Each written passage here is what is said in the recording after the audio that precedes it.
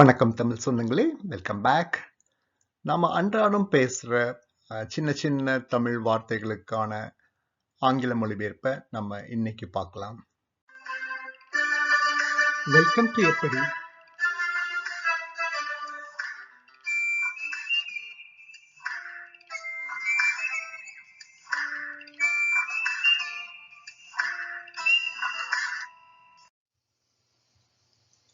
ஈரமான வெட்.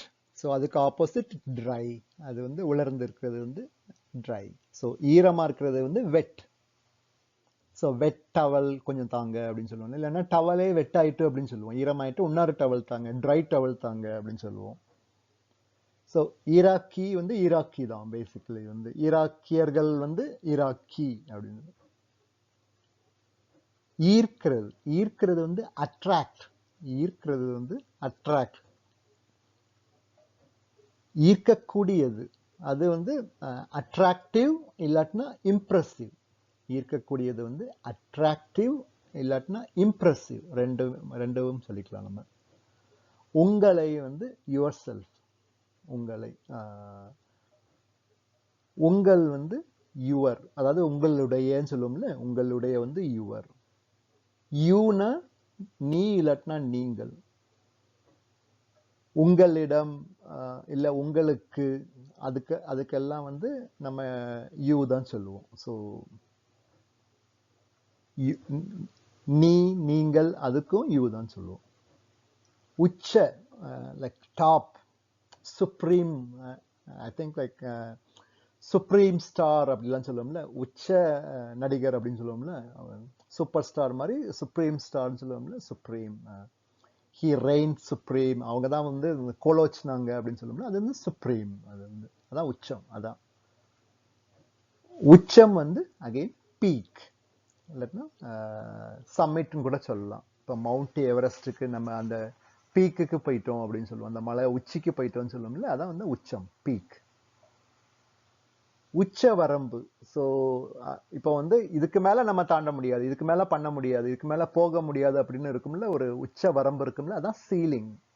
அது ஒரு கட் ஆஃப் அப்படின்னு சொல்லுவோம். அதான் மேக்சிமம் கட் ஆஃப் அப்படிங்கிறது. மினிமம் ஒன்று இருக்கும், மேக்சிமம் இருக்கும்ல, மேக்சிமம் தான் சீலிங். உச்சி மாநாடு. இப்போ புட்டினும் இப்போ பைடனும் பேசுறாங்கன்னா அவங்க ரெண்டு பேரும் சந்திக்கிறதுக்கு பேர் வந்து உச்சி மாநாடுன்னு சொல்லுவாங்க, சம்மிட் அப்படிம்பாங்க. சூப்பர் பவர்ஸ் கூடிய விரைவில் அது வந்து இந்தியாவும் சைனாவும் சந்திக்கிற மாதிரி வரும். ஸோ அப்போ அதுவும் வந்து சம்மிட் ஆகும். அடுத்த வார்த்தை நமக்கு ஏற்கனவே தெரிஞ்ச ஒன்று தான். உடம்பு சரியில்லைன்னா ஐம் சிக் அப்படின்னு சொல்லுவோம். சிக், அதுல இருந்தால் சிக்னஸ் வருது. உடல் வந்து பாடி. உடல் வந்து பாடி. உடல் சார்ந்த, ஸோ பாடிலி ஃபங்க்ஷன் அப்படின்லாம் சொல்லுவோம். At the same time physical, அதான் கரெக்டான ஆப்டான வேர்டு வந்து ஃபிசிக்கல். இப்போ உடல் நலமின்மை, அதுக்கு இன்னொரு வார்த்தை வந்து இல்னஸ். இல்னஸ் நம்ம சொன்னோம்ல, ஐ எம் சிக் அப்படின்னு சொன்னோம்ல. ஸோ அப்போ வந்து இல்னஸ், இந்த உடல் நலமின்மையை வந்து இல்னஸ்ன்னு சொல்லலாம். உடல் சார்ந்த வந்து பிசிக்கல்னு சொன்னோம். உடல் ரீதியாக உள்ளதை வந்து பிசிக்கலி அப்படின்னு சொல்லுவோம். ஸோ சில சமயம் வந்து நமக்கு சில பேருக்கு உடம்பு முடியாமல் இருக்கும், அவங்க வந்து ஃபிசிக்கலி சேலஞ்சு அப்படின்னு சொல்லுவோம்ல. ஸோ அதே தான் வந்து உடல் ரீதியாக ஏதாவது குறை இருந்ததுன்னா அது வந்து அவங்கள வந்து ஃபிசிக்கலி சேலஞ்சிடுவோம். அதே மன ரீதியாக இருந்ததுன்னா மென்டலி சேலஞ்சு அப்படிம்போம். உடற்பயிற்சி, எக்ஸசைஸ், அது தெரிஞ்ச ஒன்று தான். உடனடியாக, உடனடி அப்படிங்கிறது வந்து இன்ஸ்டன்ட். இப்போ வந்து ஃபாஸ்ட் ஃபுட் இல்லாட்டினா லைக் பிரேக்ஃபாஸ்ட்லாம் வந்து இப்போ இன்ஸ்டண்ட்டாக நிறைய மீல்ஸ்லாம் வந்துட்டு, இன்ஸ்டன்ட் ஓட் மீல் வந்துட்டு, இல்லாட்டினா இன்ஸ்டன்ட் நூடுல்ஸ்னு வந்துட்டு உடனே ஒரு நிமிஷத்தில் டக்குன்னு நமக்கு ரெடி ஆகுது. நமக்கு உடம்புக்கு எந்த வகையில் அது நல்லது கிடையாது. இருந்தாலும் அதெல்லாம் வந்து உடனடியாக கிடைக்குது, வேற வழி கிடையாது. நமக்கு சில சமயம் பசிக்கும், நமக்கு வேற எங்கேயும் போய் வாங்குறதுக்கும் டைம் இருக்காது, சமைக்கிறதுக்கும் இருக்காது. ஸோ அதை உடனடி வந்து இன்ஸ்டன்ட். அந்த உடனடியாக நம்ம சாப்பிட்றோம்ல, அது வந்து இன்ஸ்டன்ட். இன்ஸ்டன்ட் நூடுல்ஸோ, instant ramen, instant oatmeal எல்லாமே வந்துட்டு நமக்கு வந்து உடனடியாக, இமீடியட். அது நமக்கு தெரிஞ்ச ஒன்று தான். இமீடியட்டா நீங்க வந்து போலீஸ்க்கு ஃபோன் பண்ணுங்க, இல்லைன்னா ஆம்புலன்ஸ்க்கு ஃபோன் பண்ணுங்க, இமீடியட்டா வாங்க அப்படின்னு சொல்லுவோம்ல, உடனடியாக. உடனடியான வந்து ப்ராம்ப்ட். ப்ராம்ப்ட், உடனடியான, அது சமயத்துக்கு தக்க சமயத்துல வந்து ப்ராம்ப்ட் ரெஸ்பான்ஸ் கிடைச்சது அப்படின்னு சொல்லும்போது ப்ராம்ப்டா அவங்க வந்து ரெஸ்பாண்ட் பண்ணாங்க அப்படின்னு சொல்லும்போது அதான் ப்ராம்ப்ட். உடனுக்குடன் அகைன் வந்து இது வந்து இமீடியட்லி. ஸோ உடனடியா அதே தான், உடனடியாங்கிறது வந்து இமீடியட்லி, உடனடியா தே ரெஸ்பாண்டட் அப்படின்னு சொல்லுவாங்கல்ல, they came immediately. I call the ambulance, they came within 5 minutesன்னு சொல்லுவாங்கல்ல, அதான் வந்து தே கேம் இமீடியட்லி. நான் அவங்களை கால் பண்ணி 5 minutes தான் ஆச்சு, தே கேம். ரொம்ப ஃபாஸ்டா வந்துட்டாங்கன்னு சொல்லுவோம்ல, அதான் இமீடியட்லி. உடன், யார் கூடயாவது அப்படின்னு சொல்லுவோம்ல, உடன் வந்து accompany. So please accompany me, எனக்கு பயமா இருக்கு, இருட்டுல போறதுக்கு பயமா இருக்கு, ப்ளீஸ் அக்கம்பனி மீனா என் கூட துணைக்கு வாங்க அப்படின்னு சொல்லுவோம்ல, அதான் அக்கம்பனி. இப்போ மோடியும் சைனீஸ் பிரீமியரும் ஒரு உடன்படிக்கை போட்டாங்கன்னா அதை வந்து நம்ம ட்ரீட்டிம்போம். ஒரு கண்ட்ரிக்கும் இன்னொரு கண்ட்ரிக்கும் நடுவில் உள்ளது வந்து ட்ரீட்டிம்போம். 2 பேருக்கு நடுவில்னா ஒரு கான்ட்ராக்ட் போட்டுக்குருவோம். நம்ம 2 பேருக்கு நடுவில் வந்து ஒரு கான்ட்ராக்ட். அது வந்து அந்த பாண்டு பேப்பர்லையும் இருக்கலாம், இல்லை சும்மா ஒரு வெள்ளை பேப்பரில் இருக்கலாம், இல்லை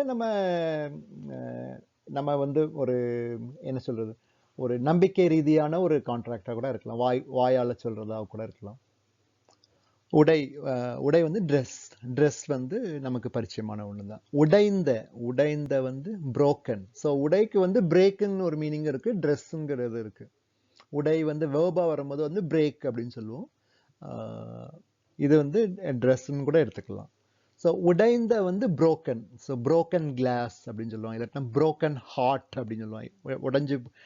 உடைஞ்சு போன இதயம் அப்படின்னு சொல்லுவோம்ல, புரோக்கன் ஹார்ட்ஸ் அப்படின்னு சொல்லுவாங்க. உடைந்தது வந்து இப்போ உடைஞ்ச, பிரேக்குக்கு பாஸ்ட் டென்ஸ் ப்ரோக். உட்கார்றது வந்து சிட். உள்பக்கமா அப்படின்னு சொல்லுவோம்ல, அது வித்தின். உட்பட, அப்போ வந்து உட்பட இன்க்ளூடிங் அப்படின்னு சொல்லுவோம்.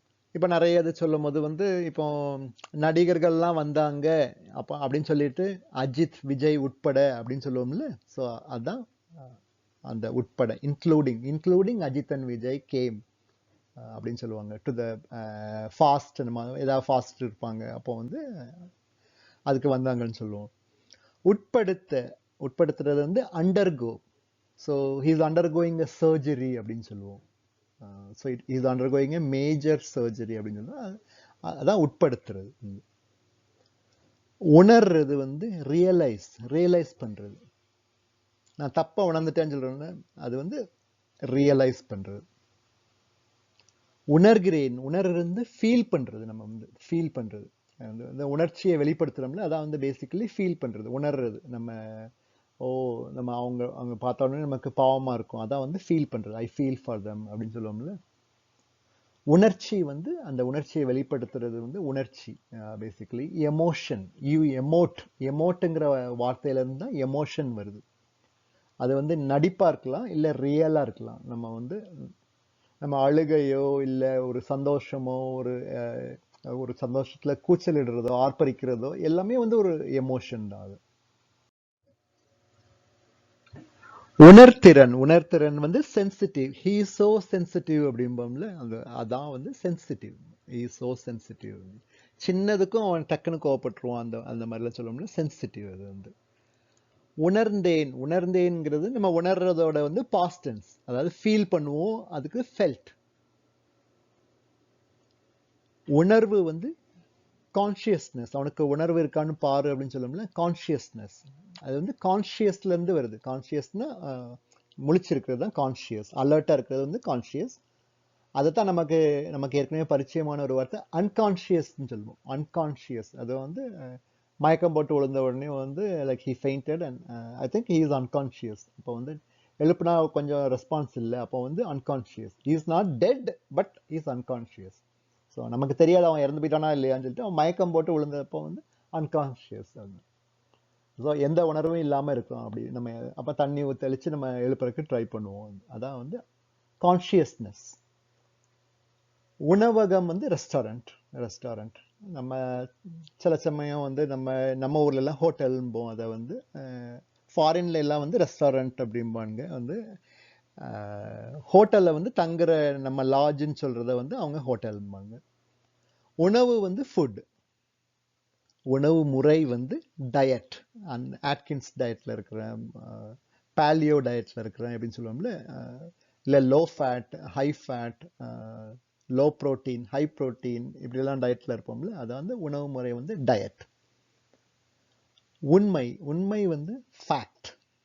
ஃபேக்ட் அதான் ஃபேக்ட் செக் பண்ணுவோம்னு சொல்லுவாங்க. இது எல்லாம் உண்மையா? இப்போ எலெக்ஷனுக்கு முன்னாடிலாம் எல்லாரும் பேசுவாங்க, அப்போ வந்து நம்ம ஃபேக்ட் செக் பண்ணுவோம். அப்போ வந்து இவங்க சொல்றதுல எதெல்லாம் உண்மை, மோஸ்ட்லி எல்லாமே உண்மையா இருக்காது. So anyway we will check.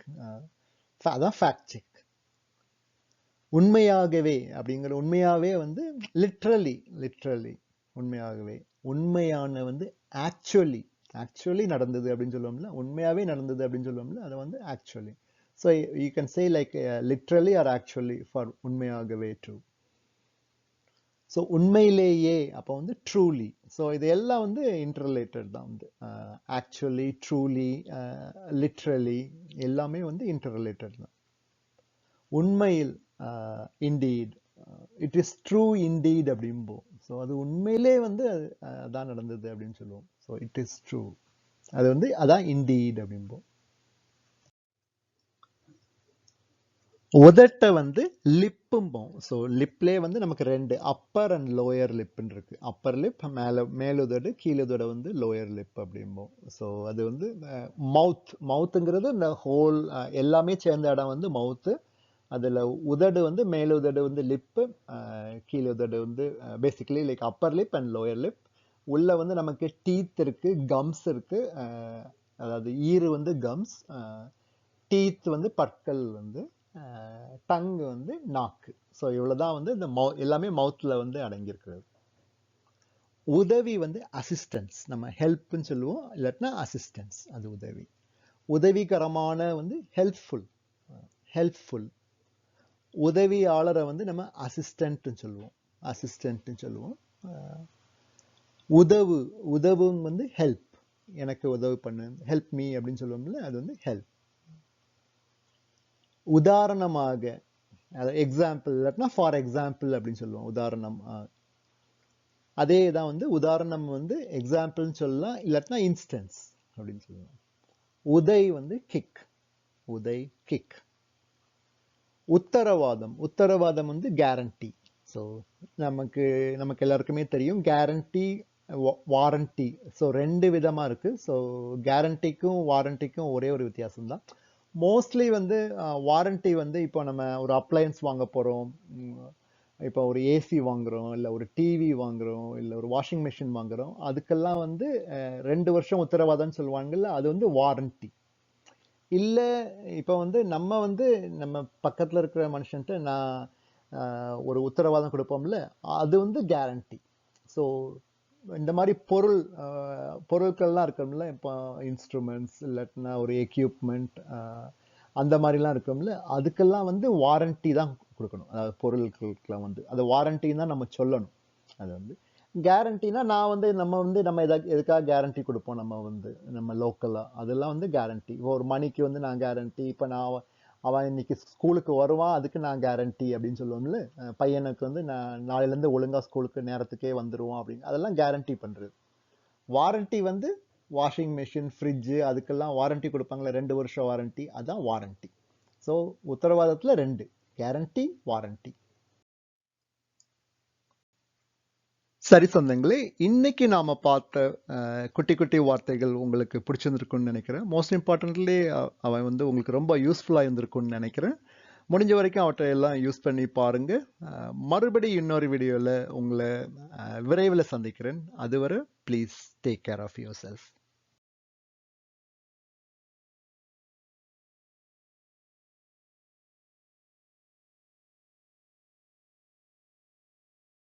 நன்றி சொந்தங்களே, இந்த வீடியோ உங்களுக்கு யூஸ்ஃபுல்லாக இருந்திருக்கும்னு நினைக்கிறேன். மீண்டும் ஒரு உபயோகமான வீடியோவோடு உங்களை சந்திக்கிறேன்.